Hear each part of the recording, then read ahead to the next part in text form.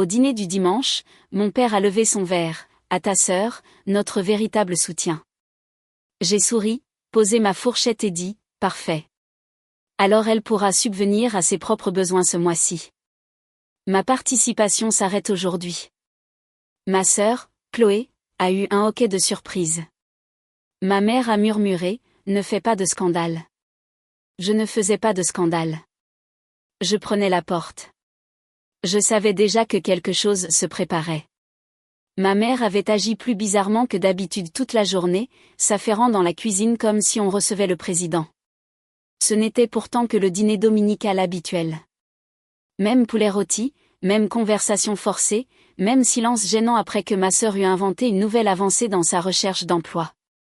Alors, je suis restée assise là, sirotant mon vin et attendant le prochain coup qu'ils allaient me faire. Mon père s'est levé au milieu du repas. Il a levé son verre.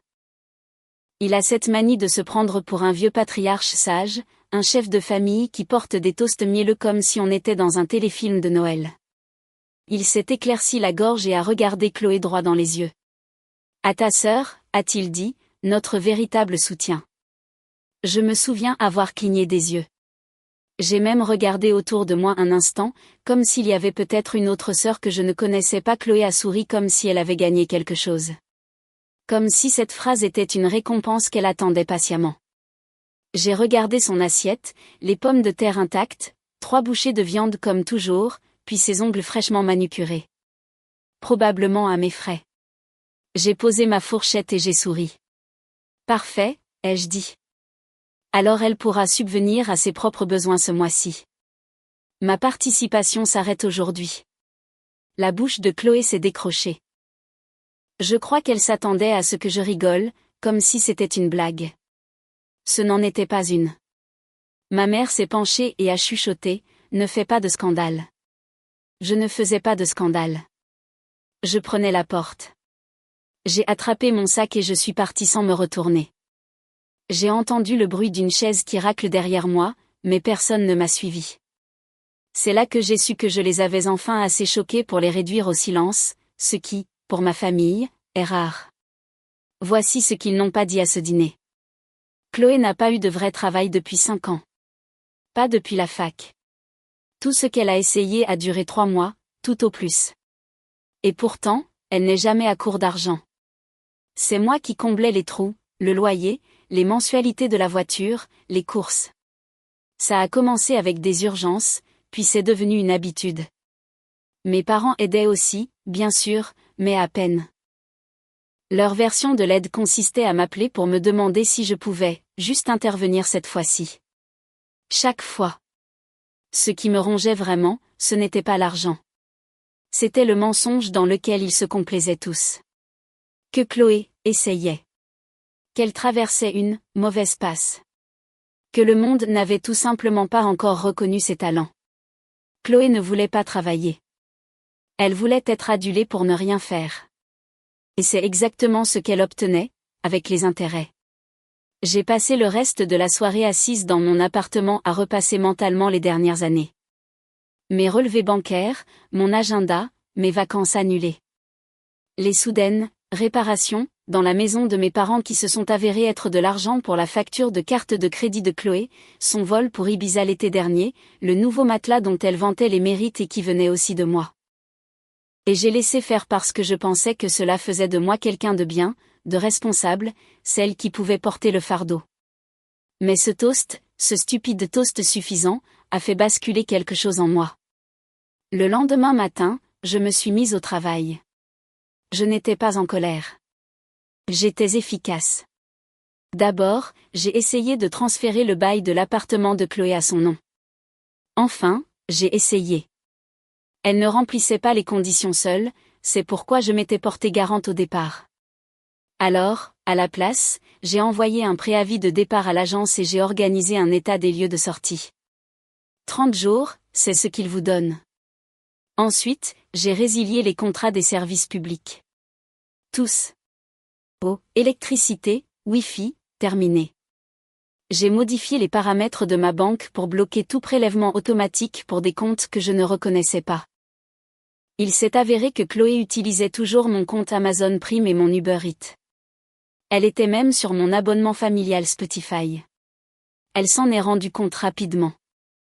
J'ai reçu un SMS cet après-midi-là. Salut, il y a un problème avec l'électricité ici. Je n'ai pas répondu. 3 heures plus tard. T'as coupé Internet? C'est quoi ce délire? Toujours rien de ma part. Ce soir-là, ma mère a appelé 2 fois. J'ai regardé le téléphone sonner, s'arrêter, puis recommencer. À la fin de la semaine, mon silence faisait plus de bruit que tout ce que j'aurais pu dire. Mais je ne faisais que commencer. Chloé n'a pas réessayé de me contacter après la coupure de courant. Pas directement, en tout cas. Elle est passée à des stories Instagram cryptiques, des écrans noirs avec des légendes comme « Certaines personnes ne t'aiment que lorsque tu es utile ». Le genre de publication destinée à susciter la sympathie sans nommer personne. Du Chloé tout craché. Elle voulait se poser en victime avant même que j'aie eu la chance d'ouvrir la bouche. Je l'ai laissé faire. Pendant ce temps, mes parents ont intensifié leurs efforts. Maman a laissé un message vocal en faisant comme si de rien n'était, me demandant si je venais à la messe le dimanche, comme si j'allais m'asseoir à côté d'eux comme si tout allait bien. Puis elle a rappelé le lendemain en pleurant. De vrais sanglots. Elle disait que je déchirais la famille. Papa a essayé une autre approche. Il m'a envoyé un long email avec des tirets, comme une proposition commerciale. Il y décrivait toutes les manières invisibles dont Chloé contribuait à la famille. Apparemment, sa présence était émotionnellement précieuse. Apparemment, son esprit créatif nous inspirait tous. J'aimerais plaisanter. Il a utilisé des expressions comme labeur émotionnel et contribution non monétaire. C'était écrit noir sur blanc, comme si c'était un fait. Chloé était un soutien parce qu'elle leur donnait une raison de continuer à espérer qu'elle changerait. Le pire, c'est qu'ils y croyaient vraiment. Ils avaient construit tout leur récit autour du fait que Chloé était spéciale. Depuis notre enfance, elle était celle qui avait du potentiel. J'étais celle qui était disciplinée. Traduction, elle était adorée pour le simple fait d'exister. J'étais tolérée pour ce que je produisais. Quand j'avais d'excellentes notes, ils disaient que j'étais responsable. Quand Chloé rendait un projet artistique à moitié terminé, ils disaient qu'elle était douée. Quand j'ai acheté ma première voiture, ils m'ont dit de ne pas frimer. Quand Chloé a accidenté la sienne, ils ont dit qu'elle traversait une période difficile. Cette dynamique n'a pas cessé quand nous avons grandi. Elle est juste devenue plus chère. Une semaine après le dîner, Chloé m'a finalement envoyé un autre texto. Cette fois, elle a essayé la douceur. Salut, je sais que tu es fâché, mais on peut parler? Je n'ai pas répondu. 1 heure plus tard, je ne sais pas ce que j'ai fait pour mériter ça. Celui-là m'a fait rire. J'ai failli lui taper une liste. Mais non, j'avais une meilleure idée. J'ai appelé la société de location du box de stockage qu'elle utilisait. Il était à mon nom. J'avais payé la caution et les mensualités pendant presque 2 ans. C'est là qu'elle gardait son matériel d'art, principalement des tubes de peinture non ouverts et un tas de meubles à moitié cassés qu'elle prétendait retaper pour les revendre.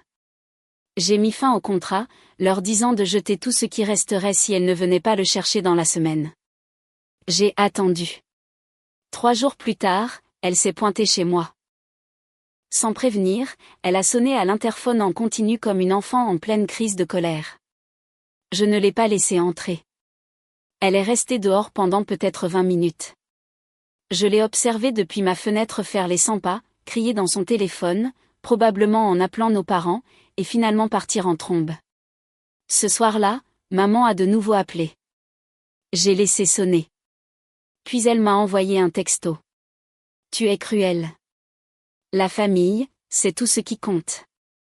J'ai fixé le message pendant un long moment. Puis j'ai répondu, alors papa et toi pouvez commencer à traiter Chloé comme un membre de la famille, pas comme une petite reine fragile qui a besoin d'un tribut constant. Je me retire pour de bon cette fois. Elle n'a pas répondu. Quelques jours plus tard, j'ai reçu un appel du propriétaire de Chloé. Apparemment, elle n'avait pas payé sa moitié de loyer. La moitié que je ne couvrais plus. Il envisageait une expulsion. Je lui ai donné une réponse simple. Ce n'est pas mon problème. C'était la première fois que je prononçais ces mots à voix haute. C'était comme respirer de l'air frais après des années passées dans une pièce étouffante. La 3e semaine, tout a commencé à s'effondrer. Pas pour moi, pour eux. Chloé était devenue silencieuse. Suspectement silencieuse. Pas de texto, pas d'appel manqué, pas de fausses excuses ou de messages justes, pour prendre des nouvelles. C'est comme ça que j'ai su qu'elle était en pleine spirale. Elle ne disparaissait que lorsqu'elle était trop gênée pour demander de l'aide directement, ou lorsqu'elle était occupée à fabriquer une version de l'histoire où elle était la victime et moi la méchante sans cœur. Pendant ce temps, maman était en pleine tournée de campagne, appelant la famille élargie, les amis, quiconque voulait bien l'écouter. Elle a raconté que je traversais une période difficile. Elle a prétendu que j'étais sous une énorme pression au travail. A dit que je n'étais plus moi-même, dernièrement. L'ironie de l'avoir blâmé ma carrière, la même carrière qu'ils exploitaient depuis des années, ne m'a pas échappé. Ma cousine Jeanne m'a envoyé une capture d'écran d'un post Facebook de ma mère. Juste une photo de Chloé assise dans leur jardin avec une tasse de thé et une légende sur le fait d'avoir ses enfants près de soi, quoi qu'il arrive. Je n'ai même pas réagi. J'avais perdu des années à expliquer les choses, des années à me justifier. J'en avais fini de rédiger les notes de bas de page de mes limites. Cette même semaine, j'ai reçu un email d'une agence immobilière. Apparemment, Chloé m'avait cité comme référence pour une demande de location. Quel culot! Il demandait une vérification de son emploi et de ses revenus. J'ai répondu, je ne peux rien vérifier. Elle n'est pas employée et je n'ai aucun lien financier avec elle. Elle n'a pas eu l'appartement. C'est à ce moment-là que la spirale est devenue publique. Chloé a posté une story Instagram de cette diapositive, fond noir, texte blanc, sur les gens en qui vous avez le plus confiance qui sont les premiers à vous laisser tomber. C'était assez vague pour garder sa dignité, mais assez détaillé pour que tout le monde sache que ça parlait de moi. La 5e diapositive était le coup de grâce. Quelque chose sur le fait d'être forcé de tout reconstruire à partir de zéro à cause d'une trahison. J'étais presque impressionnée. Elle faisait passer les conséquences financières pour de la maltraitance émotionnelle. Mais ce qui a vraiment mis le feu aux poudres, c'est la voiture. Chloé n'en avait plus.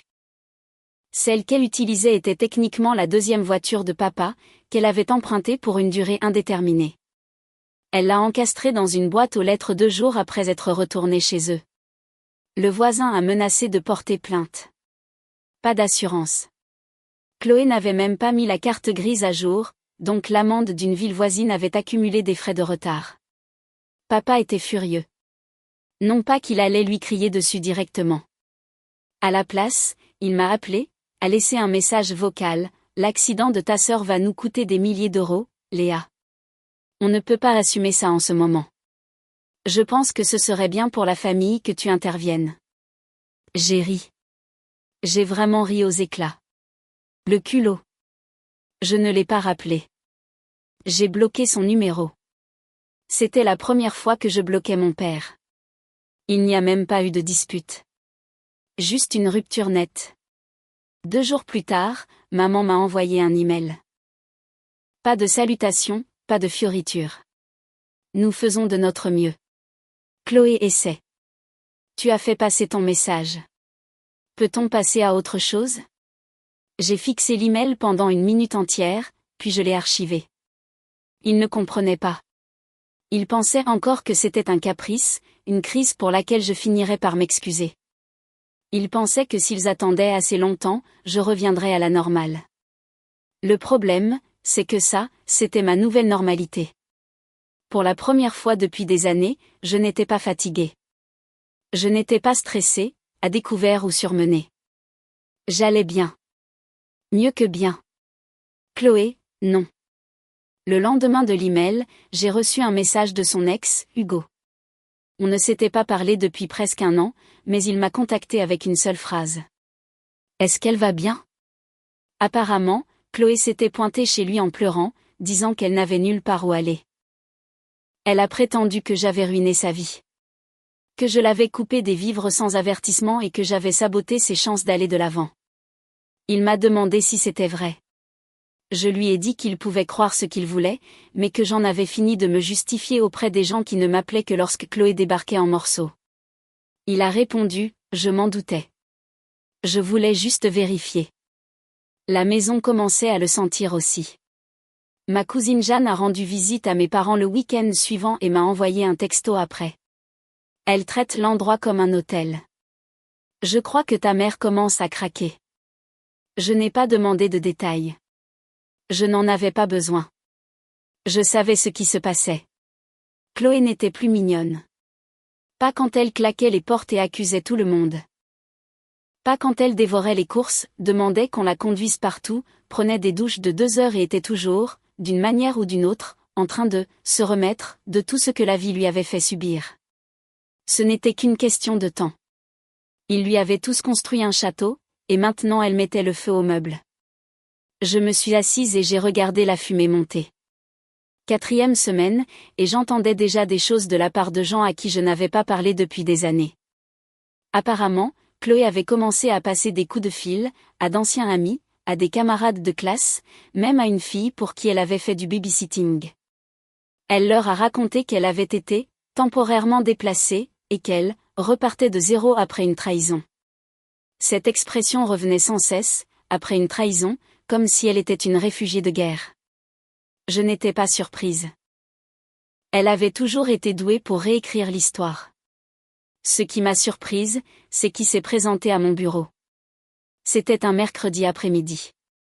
J'étais en réunion quand la réception m'a appelé pour me dire qu'une certaine Mélissa attendait. Mélissa, comme dans l'amie de lycée de Chloé, celle avec qui elle faisait la fête, celle que j'avais surprise en train de voler une paire de boucles d'oreilles dans ma chambre quand elles avaient toutes les deux squatté mon appartement des années auparavant. Je ne l'avais pas revue depuis. Je suis sortie, déjà agacée. Elle a souri comme si nous étions de vieilles amies et m'a demandé si on pouvait parler en privé. Elle s'est assise en face de moi dans la salle de pause et a sorti un papier. C'était un résumé d'une cagnotte en ligne pour Chloé. Mélissa a dit que Chloé ne mangeait pas, qu'elle était en difficulté, que la famille la coupait des vivres émotionnellement et financièrement. Puis elle s'est penchée et a prononcé les mots qui m'ont fait cligner des yeux. Elle m'a dit que tu faisais une dépression. Que c'est pour ça que tu agis comme ça. Je l'ai juste dévisagé. Chloé ne m'avait pas seulement dépeinte comme étant froide. Elle avait dit aux gens que j'étais mentalement instable, que j'avais besoin d'aide, que je m'en prenais à tout le monde à cause de la pression au travail, que j'avais toujours été jalouse.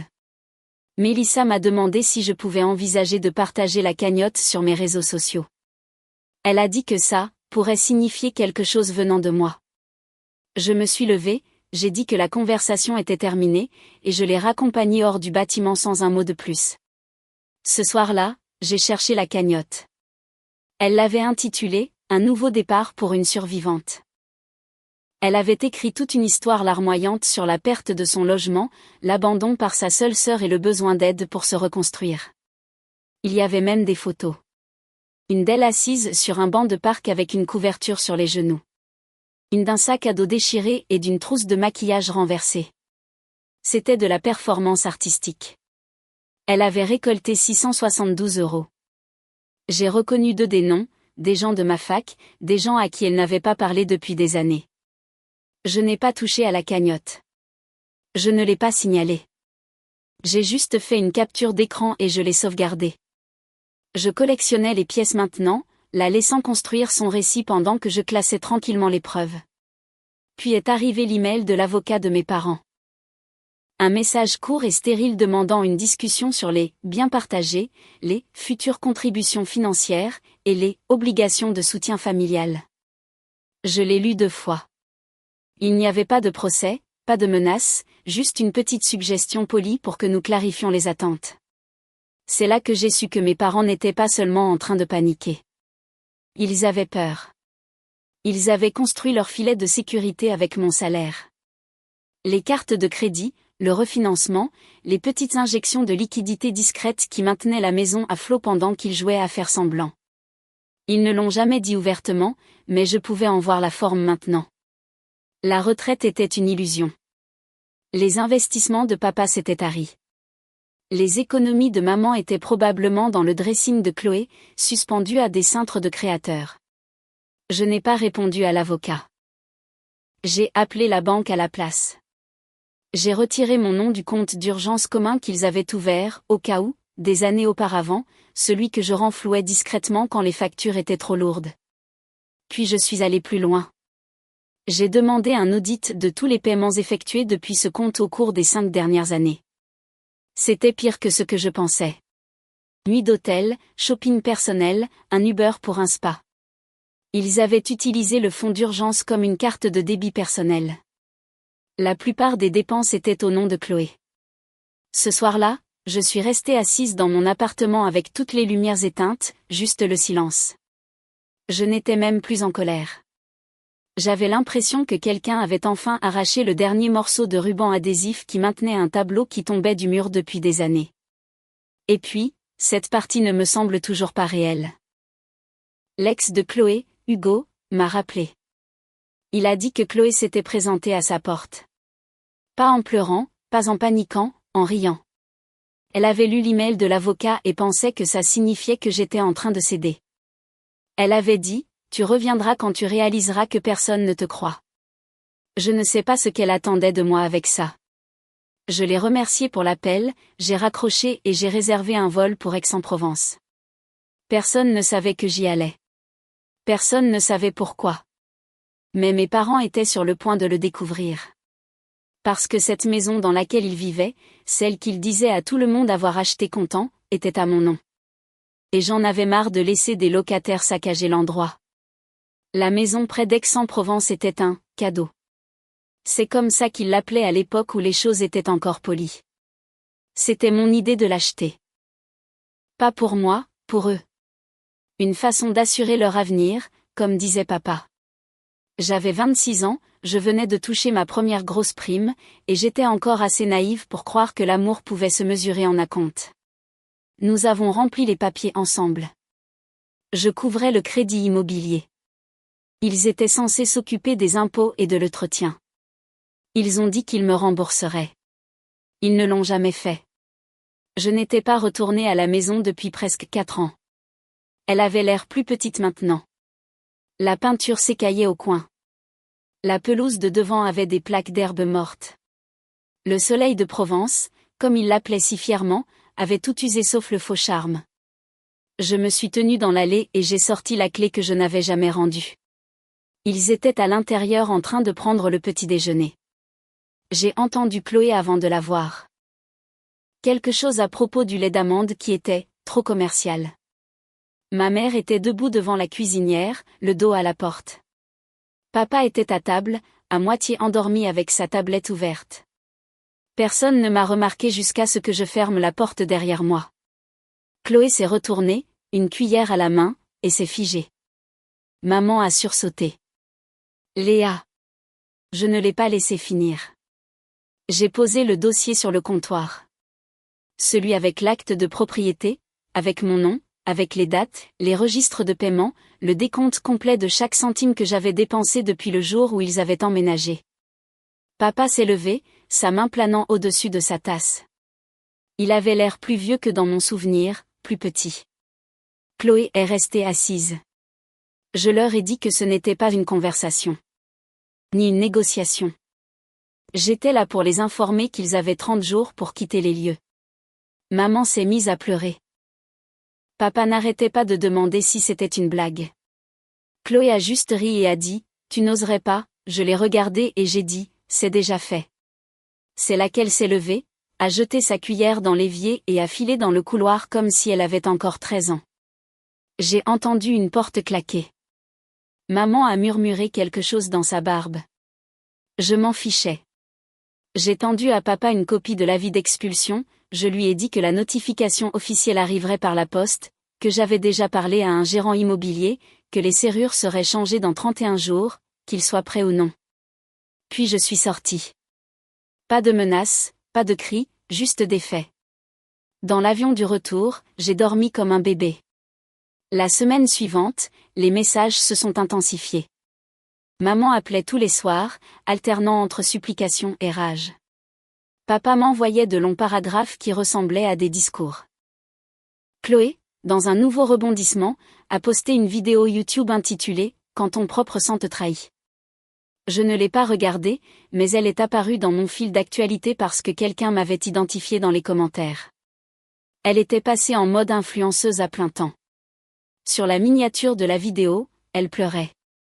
10 jours avant la date limite de déménagement, j'ai reçu un appel du gérant immobilier. Chloé avait tenté de prétendre qu'elle était une locataire avec des droits de squatteur. Elle ne l'était pas. Son nom n'avait jamais figuré sur aucun document. Il a dit qu'elle avait menacé d'appeler la police. Je lui ai dit de la laisser faire. Tout était légal. Quelques jours plus tard, une amie du lycée m'a envoyé un message. Elle disait que Chloé avait commencé à envoyer des messages privés à des gens que nous connaissions, m'accusant de maltraitance sur personnes âgées. Elle disait que je laissais nos parents à la rue. Qu'elle envisageait une action en justice. J'ai ri. Puis j'ai transféré le message à mon avocat. Le soir même, Chloé m'a envoyé un texto. Une seule ligne. Tu as gagné. J'espère que ça en valait la peine. Ça en valait la peine. Ça en vaut toujours la peine. Au moment où la boîte à clés a été installée sur la porte d'entrée, ils étaient partis. Les déménageurs sont venus. Je n'ai pas demandé où ils sont allés. Je n'avais pas besoin de savoir. La maison est de nouveau à moi maintenant. Je vais la mettre en location. Toutes leurs vieilleries ont été données. Le casier à vin, les fausses plantes, la vaisselle ébréchée. Et l'ange en céramique que maman gardait près de l'évier. Tout a disparu. Et pour la première fois de ma vie d'adulte, je n'avais personne qui piochait dans mon compte. Personne ne demandant, juste un petit coup de main. Personne ne prétendant que je leur devais quelque chose parce que nous partagions le même sang. Je n'avais pas fini de couper les ponts, mais j'y étais presque. Le dernier message que j'ai reçu de ma mère est arrivé un jeudi soir. Pas de salutation, pas de signature, juste ça, un jour, tu comprendras. Quand tout le monde t'aura quitté, la famille sera tout ce qu'il te restera. Ne reviens pas à ce moment-là. Ça n'avait plus aucun poids. Elle m'avait dit une version de cette phrase toute ma vie. Mais elle n'a jamais compris ce que signifiait vraiment partir. Ce que signifiait choisir la paix plutôt que la proximité. Ce que l'on ressentait quand on en avait enfin, fini. À ce moment-là, Chloé avait déjà emménagé avec un type qu'elle avait rencontré dans un bar. Un gars avec un tatouage dans le cou et une moustache en guidon qui filmait des vidéos de skate pour le contenu. Ma cousine Jeanne m'a envoyé une capture d'écran de la dernière story de Chloé. Un selfie granuleux dans un miroir avec la légende « Partir de zéro ne m'a jamais fait peur. Je suis née pour reconstruire. » Je n'ai même pas scié. Elle ne reconstruisait pas. Elle se cachait, sautant d'un facilitateur à l'autre. Elle a toujours trouvé quelqu'un pour porter le poids qu'elle refusait de soulever. Mes parents, eux, ont atterri dans une chambre d'amis chez un cousin de mon père. Une seule salle de bain partagée, pas de télévision câblée. Ma tante a dit que maman était silencieuse ces derniers temps, ce qui était un euphémisme pour « malheureuse ». Papa travaillait à temps partiel dans une boutique locale. Il n'avait raconté la véritable histoire à personne. Juste qu'ils restructuraient leurs finances. Je les ai laissés garder leurs mensonges. Je m'en fichais. Ce qui m'importait, c'était mon silence. À quel point il était devenu puissant. Il ne pouvait pas l'utiliser pour me faire culpabiliser. Il ne pouvait pas le manipuler. Il ne pouvait pas le tordre pour en faire quelque chose d'égoïste ou de dramatique. C'était juste le silence. Permanent, intouchable, pur. Au cours du mois suivant, j'ai fini de couper les fils. J'ai pris un nouveau numéro de téléphone, de nouveaux comptes. J'ai changé les contacts d'urgence au travail. J'ai supprimé toutes les anciennes connexions qui nous liaient encore, des services de streaming au stockage en ligne, en passant par ce compte de compagnie aérienne que nous partagions tous. J'ai même effacé les vieilles photos de famille de mes réseaux sociaux. Non par amertume, mais par clarté. Elles ne représentaient plus rien. C'était comme des images d'un film dans lequel je ne voulais plus jouer. Les seules personnes qui avaient mon nouveau numéro étaient celles qui ne m'avaient jamais rien demandé que je ne voulais pas donner. Il n'y a pas eu de confrontation finale, pas de messages vocaux hurlants, juste un écho qui s'est progressivement estompé. Un soir, Jeanne et moi sommes allés boire un verre et elle m'a regardé de l'autre côté de la table et a dit « Tu l'as vraiment fait, hein ?» J'ai demandé ce qu'elle voulait dire. « Tu as vraiment coupé les ponts avec eux. » Tous. Genre, totalement. J'ai hoché la tête. Je n'ai pas l'expliqué. Elle n'a pas demandé d'explication. La vérité, c'est que je ne prends pas de nouvelles. Je ne me demande pas ce qu'ils deviennent. Je ne m'inquiète plus pour Chloé. Je ne me sens pas responsable de ce qui arrive à ce château de cartes maintenant que je ne suis plus là pour le soutenir. Peut-être qu'un jour, l'un d'eux essaiera à nouveau. Enverra une lettre, un message vocal, des excuses, sincères ou non. Peut-être qu'ils attendront un grand événement de la vie en pensant que c'est là que je plierai. Un anniversaire, un décès. Ils attendront longtemps. Comme je l'ai dit, je ne veux pas de contact. Pas dans 6 mois. Pas dans 5 ans. Pas quand Chloé aura finalement épuisé toutes les personnes à utiliser. Pas quand ma mère aura besoin de quelqu'un pour l'emmener à ses rendez-vous. Pas quand mon père voudra s'asseoir avec moi pour une discussion sur comment les choses en sont arrivées là. Je ne suis plus en colère. Mais j'en ai fini. Et s'il se retrouve un jour à ma porte, elle ne sera pas verrouillée par méchanceté. Elle sera verrouillée parce que je suis déjà partie, et je ne reviendrai pas.